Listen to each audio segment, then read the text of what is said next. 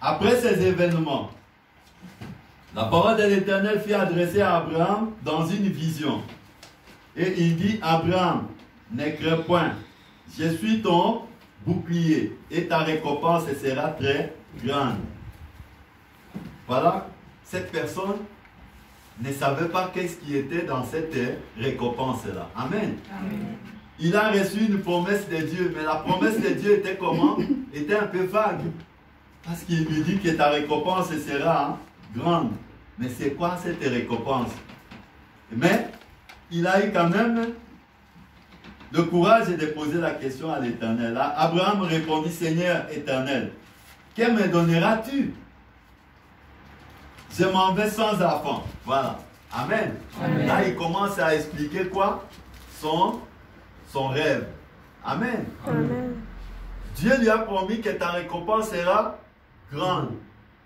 Mais lui, tant que cette récompense, il ne pouvait pas le marier avec son rêve. Qu'est-ce qui s'est passé? Il a posé la question à l'Éternel. Il dit, Seigneur éternel, que me donneras-tu? Je m'en vais sans enfant.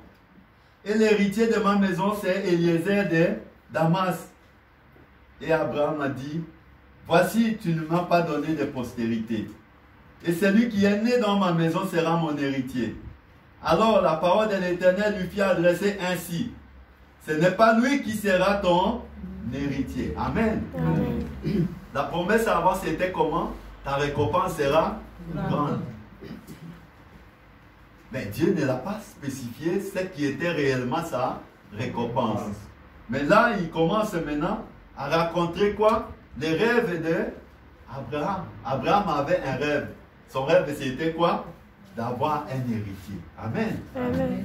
Maintenant, quand la promesse de Dieu a raconté les rêves d'Abraham, qu'est-ce qui s'est passé?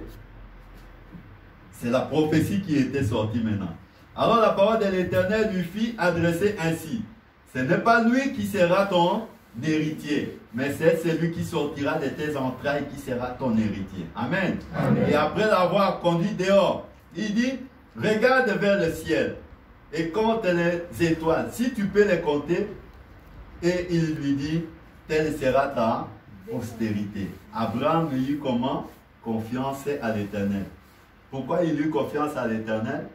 Parce que Dieu lui a montré des signes. Amen. Amen. Qui les lui imputant à justice. L'Éternel lui dit encore, je suis l'Éternel qui t'ai fait sortir d'Ur en Chaldée pour te donner en possession ce pays. Abraham répondit, Seigneur éternel, à quoi connaîtrai-je que je le posséderai? Amen. Amen. Voilà. Dieu lui rappelle encore que je t'ai donné ce pays comme possession. Mais lui, il est courageux. Il pose toujours des questions à l'Éternel. À quoi connaîtrai-je que je le posséderai? N'hésitons pas de poser des questions essentielles à l'Éternel. Amen. Amen. Il y en a qui croient que poser des questions à Dieu, c'est un signe d'impolitesse. Non, ce n'est pas un signe d'impolitesse. Mais c'est parce que tu veux recevoir la clarté dans ses promesses. Et Abraham répondit, Seigneur éternel, à quoi connaîtrai-je que je le posséderai? Et l'Éternel lui dit, prends une génisse de 3 ans, une chèvre de 3 ans, un bélier de 3 ans, une tourterelle et une jeune colombe. Abraham prit tous ces animaux, les coupa par les milliers et mit chaque morceau l'un vis-à-vis de l'autre. Mais il ne partagea point les oiseaux. Les oiseaux de proie s'abattirent sur les cadavres et Abraham les chassant. Au coucher du soleil, un profond sommeil tomba sur Abraham. Et voici une frayeur et une grande obscurité vers l'assaillir. Et l'Éternel dit à Abraham, sache que tes descendants seront étrangers dans un pays qui ne sera point à eux. Et ils y seront asservis. Et on les opprimera pendant 400 ans. Mais je jugerai la nation à laquelle ils seront asservis et ils sortiront ensuite avec des grandes richesses. Amen. Amen. Ça, c'est Dieu qui a prédit l'esclavagisme des enfants d'Israël. Mais il avait prédit qu'ils sortiront. Bien-aimé, toi aussi, tu sortiras de ta situation. Amen. Mais avec maintenant beaucoup de grandes richesses. Et Abraham, Dieu lui dit, Amen. toi tu iras en paix vers tes pères. Tu seras enterré avec une heureuse vieillesse. Amen. Amen. Voilà, ça c'est une promesse qu'Abraham venait de recevoir. Mais Abraham ne savait pas comment s'y prendre. Amen. Amen. Vous savez, les cimetières dans ce monde, c'est un endroit le plus riche du monde. Les cimetières.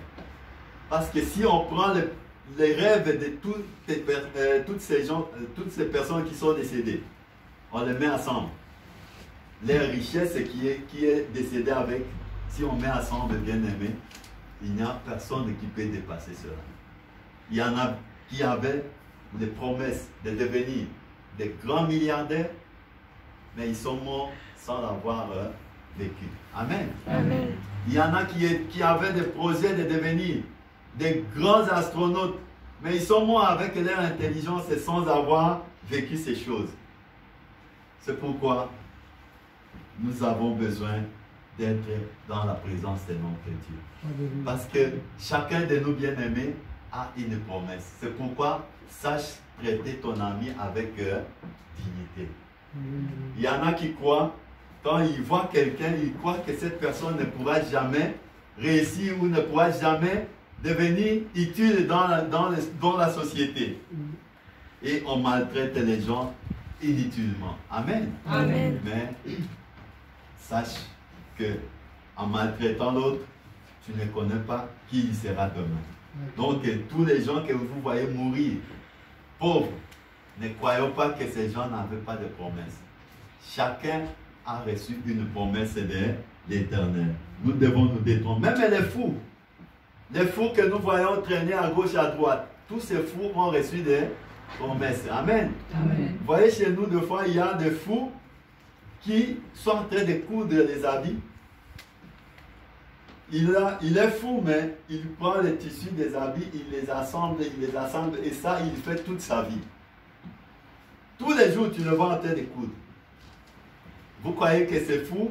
Juste il s'amuse. Non, il avait les rêves de devenir couturier. Amen. Amen. Mais parce qu'il est devenu fou, mais ses rêves ne sont pas partis. Il continue à coudre malgré qu'il est devenu fou. C'est ça la réalité des enfants de Dieu. Amen. Amen. Donc ne mourrons pas avec des rêves. L'Éternel Dieu va faire en sorte que sa promesse puisse raconter nos rêves. Amen. Et quand sa promesse va raconter nos rêves, nous allons vivre la gloire de notre Seigneur Jésus-Christ. Il y a un avenir bien aimé. Faites plein d'espérance que l'Éternel a mis à côté. Mais deux fois, nous ne nous rendons pas compte. Vous voulez connaître cela? Lisons dans Jérémie 31. Parce que il y en a qui ont des promesses, il y en a qui ont des rêves, mais ils sont en train de pleurer. Il y en a qui ont des rêves, il y a des choses qu'ils veulent accomplir sur cette terre, mais ils sont en train de pleurer. Jérémie 31, à partir du verset 16 à 17. La Bible dit ceci: ainsi parle l'Éternel, retiens-te, pleure, retiens les larmes de tes yeux, car il y aura un salaire pour tes œuvres, dit l'Éternel. Ce salaire viendra d'où? Il reviendra du pays de l'ennemi. Amen. Amen. Il reviendra du pays de l'ennemi. Il y a de l'espérance pour ton avenir, dit l'Éternel des armées. Amen. Amen. Mais s'il y a de l'espérance pour ton avenir, pourquoi tu dois te promener avec des regards inquiets? Amen. Amen. Nous devons nous balader avec la fierté. La fierté d'être appelé à fond de Dieu. Amen. Amen. Quand on est à fond de Dieu, on marche comme un prince. Un prince ne pleure pas. Un prince, il donne seulement les ordres. Amen. Amen. Et Jésus-Christ a dit que nous sommes co-héritiers avec lui. Mais si lui, il est le prince, mais nous qui sommes co-héritiers, nous sommes quoi? Nous sommes aussi des princes. Amen. Amen. Donc, un prince ne peut pas pleurer. Un prince ne doit que relever la tête et marcher avec fierté. Nous sommes dans la présence de celui qui a la solution à nos problèmes.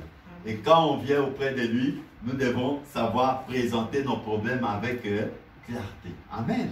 Amen. C'est lorsque nous ne savons pas comment nous y prendre, c'est là que nous pouvons mourir avec les promesses que l'Éternel nous a faites. Maintenant, nous voulons comprendre spirituellement, parce qu'il y a des choses que nous allons comprendre. La partie spirituelle. Avant qu'une promesse ne se réalise, qu'est-ce que nous devons faire?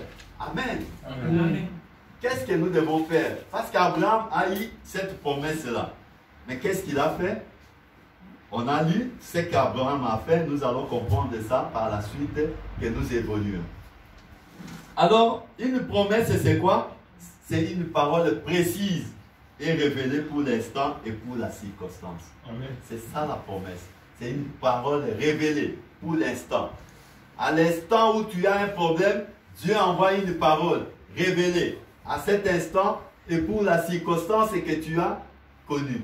Dieu envoie cette parole. Et quand cette parole vient, ça devient pour toi une promesse. Amen. Amen. Mais quand cette promesse raconte ton désir, là, ça déclenche automatiquement quoi? Les miracles de Dieu. Amen. Mais quand la promesse vient et raconte que tu n'as aucun rêve, tu ne veux rien dans la vie, tu ne souhaites obtenir rien dans la vie, cette promesse va venir habiter en toi sans vraiment produire des résultats escomptés. Amen. Amen. Voilà donc, avant qu'une promesse ne devienne réalité dans ta vie, il faut la première chose, tu dois d'abord avoir une promesse. Amen. Amen. As-tu une promesse de la part de Dieu? Amen. Si tu n'as pas une promesse, dans la Bible déclare dans Jérémie 33, 3, il dit, invoque-moi, je te répondrai. Je t'annoncerai des grandes choses, des choses cachées que tu ne connais pas. Amen. Amen. Si tu n'as pas de promesse, Dieu te dit ceci dans Jérémie 33, 3, que invoque-moi, je te répondrai. Le Dieu qui donne les promesses, qui révèle ses promesses à ses enfants, il est toujours prêt à nous donner la promesse qu'il faut pour nos vies. Amen. Amen. C'est pourquoi Abraham a eu cette promesse que ce n'est pas Eliezer qui sera héritier de sa maison, mais Dieu va l'envoyer un héritier qui sortira de ses entrailles. Amen. Amen. Bien aimé, il y a un avantage d'avoir une promesse. L'avantage pour nous, enfants de Dieu, d'avoir une promesse, ça va éliminer l'esprit de compétition. Amen. Amen. Quand tu as une promesse de Dieu, tu ne vas pas jalouser l'autre. Amen. Amen. Les gens se jalousent. Les gens font les compétitions, c'est parce qu'il n'a rien comme promesse. Mais la personne qui a une promesse de Dieu, il ne se bat pas. La personne qui a une promesse de Dieu, il ne dérange pas les autres. Il ne jalouse pas les autres. Parce qu'il sait que même si aujourd'hui, il a eu ce qu'il a eu, mais demain, moi aussi, j'aurai, ça sera mon tour. Amen. Amen. C'est ça que la Bible dit dans Habakkuk 2, versets 1 à 3. Habakkuk. Nous allons lire pour comprendre ça.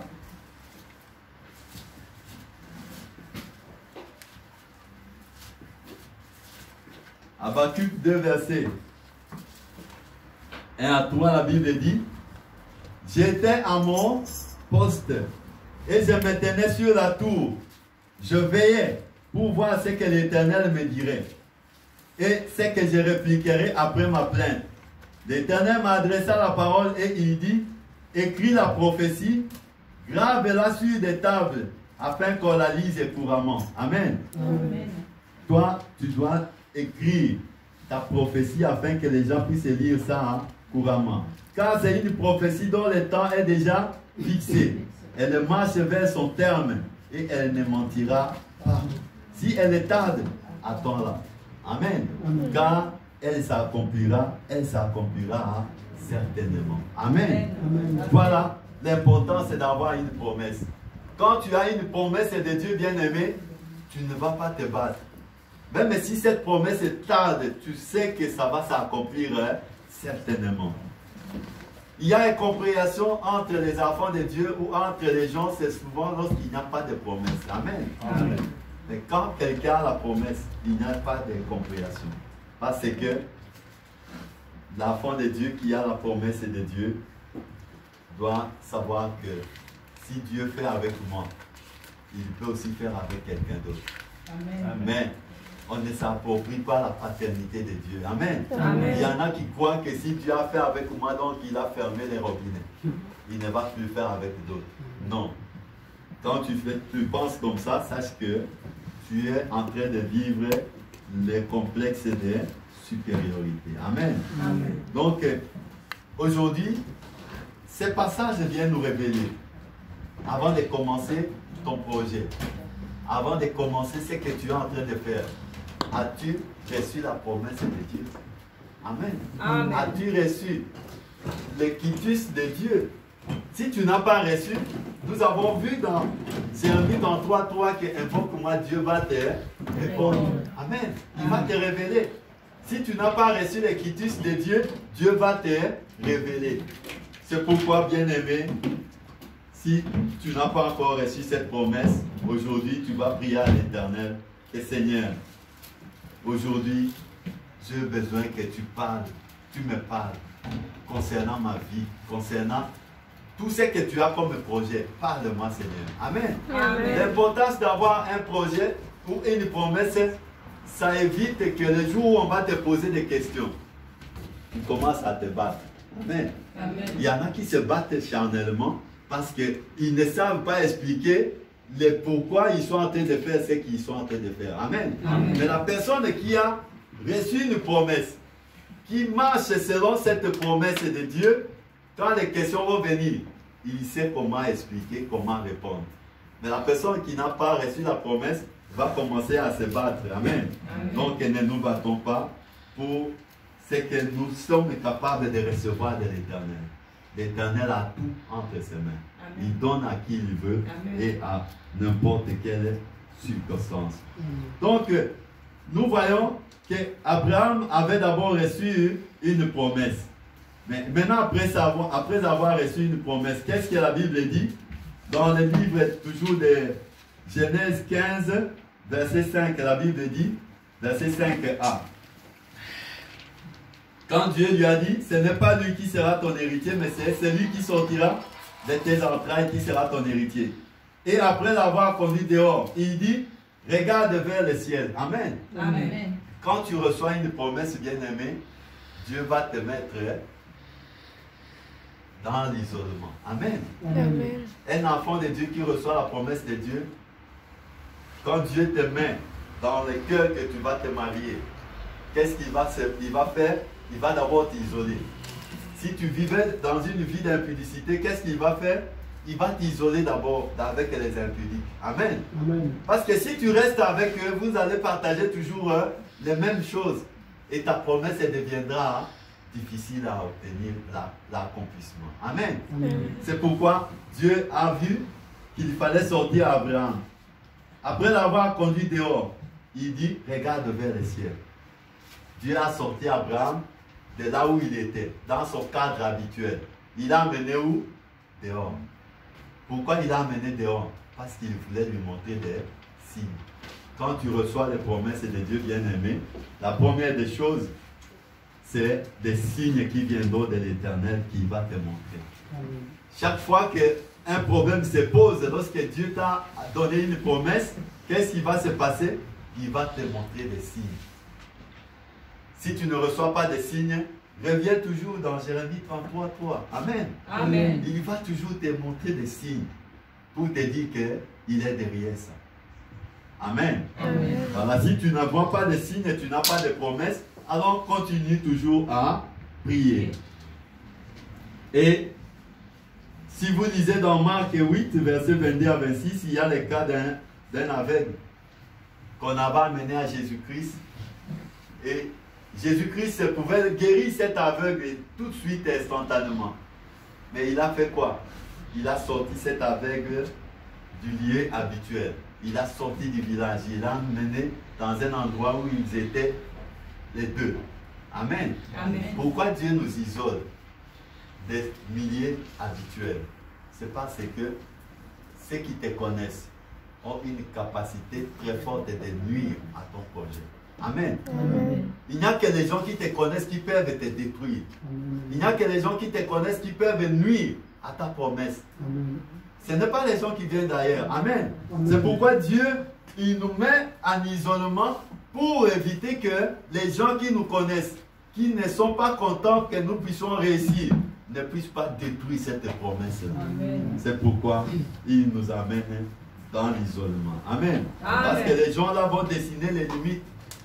Ils savent que non, toi tu ne peux pas avoir plus que moi. Et quand tu commences à avoir plus que lui, qu'est-ce qu'il va faire?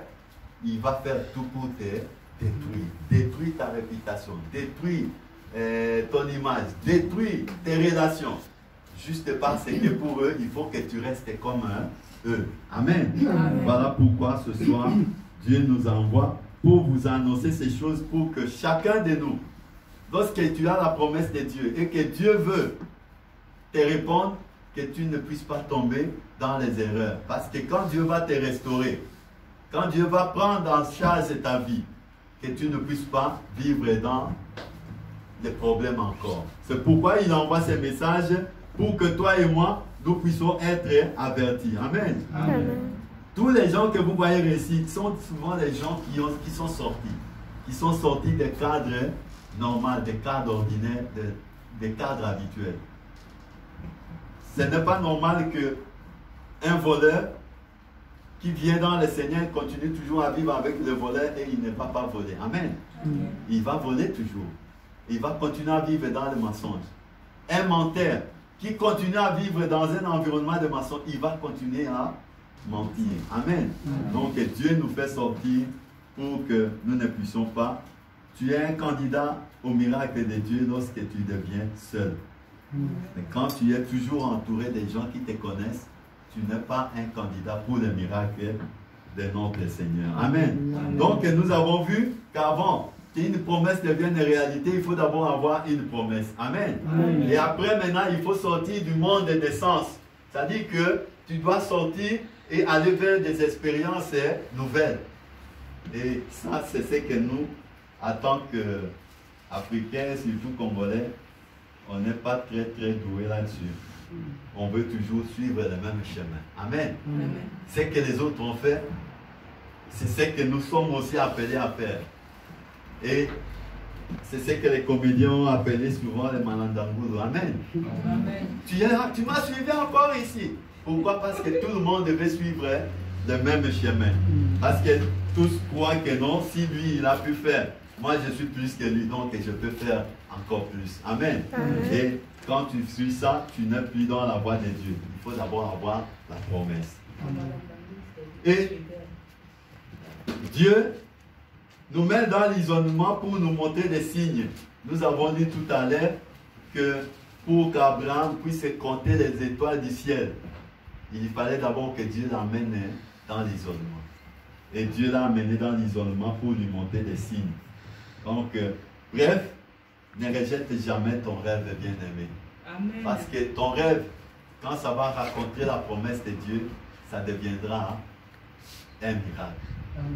C'est lorsque ton rêve n'a pas encore raconté la promesse de Dieu que tu fournis des efforts. Quand ton rêve va raconter les promesses de Dieu, tu vas voir quoi? Tout devient comme si c'était sur un rail. Tu commandes, ça débouche. Tu commences à débloquer, c'est ça. Et Dieu nous attend là-dessus parce qu'il veut nous voir vraiment réussir. Amen. Et nous allons continuer avec le 4e point. Il faut croire à la promesse même. Là, on venait de voir pour nous les francophones. C'est souvent les francophones qui ne croient pas aux promesses. Amen. Nous ne croyons pas.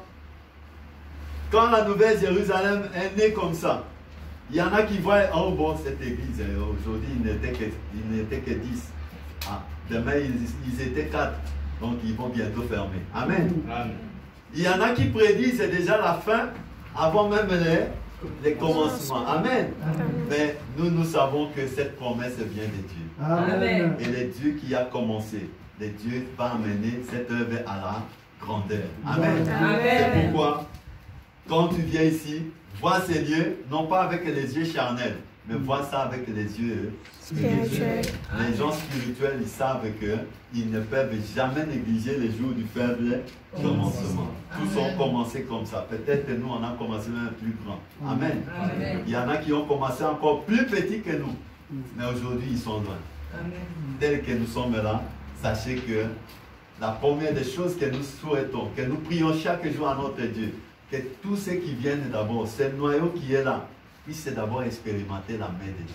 Amen. C'est ça notre prière tous les jours à l'intercession. Que Dieu visite ces noyaux qui a commencé. Parce que si vous n'êtes pas béni, vous ne pouvez pas témoigner de ce que Dieu est en train de faire enseigner. Amen. Amen. Amen. Vous êtes des grands évangélistes lorsque vous serez vous-même bénis. Mais si Amen. vous n'êtes pas bénis, vous ne pourrez pas parler des choses que vous n'avez pas vécues. C'est pourquoi dans nos prières, nous prions chaque jour que l'Éternel vienne en aide à tous ces enfants qui espèrent tant de choses de sa part. Donc, ne mourrez pas ordinaire, bien-aimés. Nous devons laisser des traces dans ce monde. Nous avons été tellement déçus dans nos vies qu'on n'a plus confiance. Amen. Amen. Mais quand vous lisez au verset 6 de ce même passage, la Bible dit, Abraham eut confiance à l'Éternel qui les lui imputa en justice. Abraham a eu confiance à l'Éternel après qu'il a vu quoi? Des signes. Amen. Amen. Donc, même si tu es déçu 3 fois, 4 fois, ne crois pas que la 5e fois ne sera pas la bonne. Amen. Amen. Parce qu'il y en a qui sont fiancés 4 fois, 5 fois. Et ils disent, ah, tous les hommes sont pareils, toutes les femmes sont pareilles. Amen. Amen. Et quand un homme se présente ou une femme se présente, ah bon, elle sera comme les autres. Et c'est cette fois-là que tu es en train de rater la bénédiction de Dieu pour ta vie. Amen. Amen. Pourquoi? Parce que tu as jugé par rapport à ton expérience passée. Au lieu de faire confiance à celui qui a dit qu'il n'est pas bon que l'homme soit seul. Amen. Amen. Ça, c'est une promesse de Dieu. Donc, nous devons parvenir à inspirer confiance aux hommes et à Dieu. Si nous ne nous inspirons pas confiance, nous ne pouvons jamais réussir à obtenir les miracles de Dieu. Amen. Amen. Donc, et le 5e point, qui nous conduit à l'accomplissement ou à ce que la promesse devienne réalité, se trouve au verset 8 à 10. La Bible dit, Abraham répondit, Seigneur éternel, à quoi connaîtrai-je que je le posséderai? Comment tu connaîtras que tu posséderas? Regardez maintenant ce que Dieu lui dit. La Bible dit, et l'Éternel lui dit, prends une génisse de 3 ans, une chèvre de 3 ans, un bélier de 3 ans. Amen. Amen. On ne parle pas des offrandes. Je ne suis pas prédicateur des offrandes. Amen. Amen. Mais on informe ces choses aux enfants de Dieu pour qu'ils sachent qu'il y a un processus si on veut que l'accomplissement de la promesse de Dieu devienne réalité. Amen. Amen. Dieu, ici, va demander à Abraham de signer un contrat. Amen. Amen. Il a reçu la promesse. Mais pour que cette promesse s'accomplisse, parce qu'Abraham a posé bien la question, comment connaîtrai-je que je posséderai cette chose que tu m'as promise? Qu'est-ce que Dieu a dit? Il a dit de prendre une génisse de 3 ans, une chèvre de 3 ans. Est-ce que ça c'est spirituel? Ce sont des choses matérielles, physiques. Amen. Amen. Donc, nous devons apprendre à faire le partenariat avec le Seigneur. Quand on fait le partenariat avec Dieu, ça peut aussi accélérer l'accomplissement de ses promesses dans nos vies. Amen. Amen. Donc, ne restons pas seulement qu'on demande de l'argent, on demande de l'argent, non. Nous ne sommes pas les prédicateurs de l'argent, mais nous savons que quand Dieu bénit, la personne qui a l'amour de Dieu peut donner lui-même. Amen. Amen. Et si tu veux accélérer le processus, tu peux aussi s'aimer en disant à Dieu que Seigneur, cette offrande que j'amène, je veux que cette année, je veux que ce mois, que ceci puisse se manifester dans ma vie. Amen. Amen. On a vu des choses comme ça. Il y a des gens, par exemple, qui étaient tout le temps dans les hôpitaux. À un moment donné, il dit, Seigneur, je ne veux plus dépasser mon argent à l'hôpital. Cet argent que je vais acheter les médicaments, je vais donner à ton œuvre. À partir d'aujourd'hui, tout ce que j'ai acheté comme médicament, je vais commencer à semer dans ton œuvre. Je ne prends plus les médicaments. Toi qui as ta pharmacie, donne-moi les médicaments que toi tu possèdes. Amen. Amen. Mais ça, c'est lorsqu'on a un niveau de foi élevé. Je ne vous dis pas d'aller faire ça. Ça, c'est quand la personne a reçu la conviction de l'esprit que maintenant, agis comme ça. C'est à cela que tu vas obtenir la solution. Amen. Amen. Donc, on doit sceller nos promesses souvent avec des offrandes pour éviter que ces promesses puissent ne pas s'accomplir. Donc, et au verset 11, qu'est-ce qu'on voit? La Bible dit, les oiseaux de proie s'abattirent sur les cadavres et Abraham les chassant. Amen. Amen. Parce que chaque fois que tu vas décider de s'aimer dans l'œuvre de Dieu, qu'est-ce qui va se passer? Il y a les oiseaux de proie qui vont venir arracher tes finances. Amen. Tu as décidé que cet argent, je vais aller s'aimer. Je vais donner ma dîme, je vais donner l'offrande. Mais quand tu arrives au jour où tu vas aller donner ça, il y a une facture qui arrive par là, une contravention qui surgit par là. Ça, ce sont les oiseaux de proie. Amen. Amen. Les oiseaux de proie. Mais Abraham a dit ici, la Bible dit qu'Abraham a chassé ces oiseaux de proie. Tous ceux qui viennent voler ta bénédiction, il faut les chasser. Amen. Amen. En les chassant, tu vas voir que Dieu va accomplir ses promesses dans ta vie. Alors, si tu as réussi à chasser les oiseaux de proie, maintenant il y a deux catégories de personnes que tu dois éviter lorsque tu veux que ta promesse devienne réalité. Amen. Amen. Premier groupe de gens, ce sont des gens qui ne sont jamais contents. Quand tu es à côté d'une personne qui n'est jamais contente, il va affecter ta promesse ou tes projets négativement. Amen. Amen. Parce que tout ce que tu vas faire, il n'est pas content. Tout ce que tu vas dire, il n'est pas content. Il va affecter négativement ta promesse. Alors, ces genre de personnes, s'il veut tout à te ramener vers le bas, tu dois faire un effort de lui dire que non, bien aimé, moi je crois que Dieu est capable de faire. Arrête de me ramener toujours. Amen. Amen. Il trouve le travail, il regrette. Ah, mais le travail là vraiment. Mais tu as cherché le travail, Dieu te donne le travail, mais après tu commences encore à regretter. Amen. Amen. Tu lui donnes, il se plaint. Amen. Amen. Il y a des femmes qui se plaignent toujours de leur mari.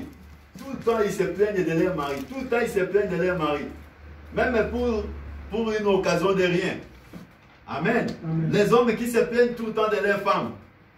Ça, c'est le groupe de gens qu'il faut éviter lorsque tu as une promesse de Dieu. Amen. Amen. Une personne qui se réveille le matin, il commence à se plaindre. Mais tu as dormi, tu t'es réveillé, tu te plains.